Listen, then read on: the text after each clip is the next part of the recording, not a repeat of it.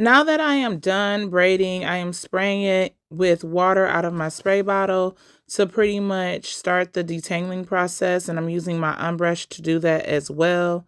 And then once I get it all detangled, I then cut it evenly. And I'm just brushing all the little kinks out. Again, I am setting the curls, and that way she will not have to touch it. And if she do, it won't be like how I am manipulating it right now. But I'm just detangling it individually. And then I am snipping the ends to make sure it's no ratty ends.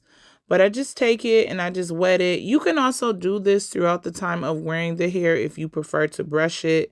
I would recommend using some type of leave-in or water to really do the detangling process, or else you're going to have a bunch of tangles. This is synthetic hair.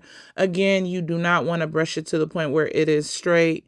Like brushing through the knots is like one thing, but since this is freshly done, it's easy to do it now. So if you are doing this hairstyle, you want to brush as soon as you get done in this process right here. And then you're going to cut the very ends where the tangles may be. And you see me just doing that right here. I'm just clipping off it.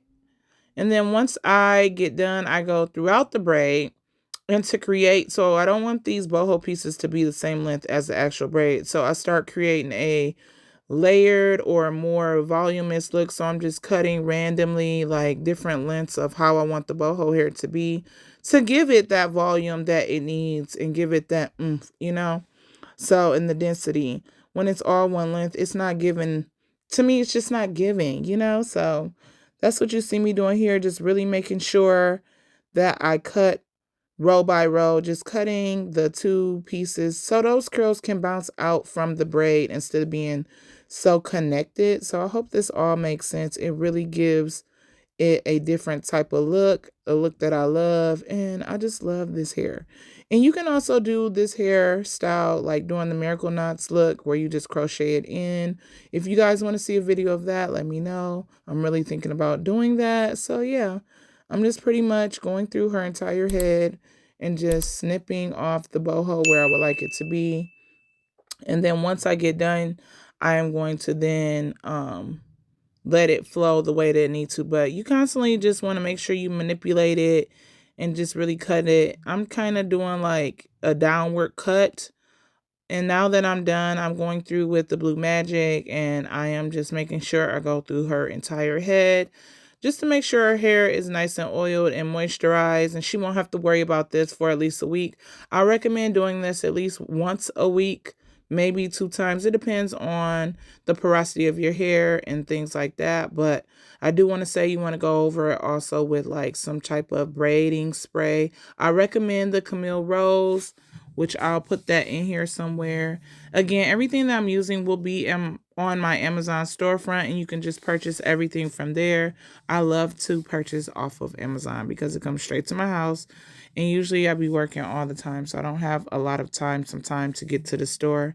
So just having the convenience of it being dropped off right at my door is so amazing. So yeah.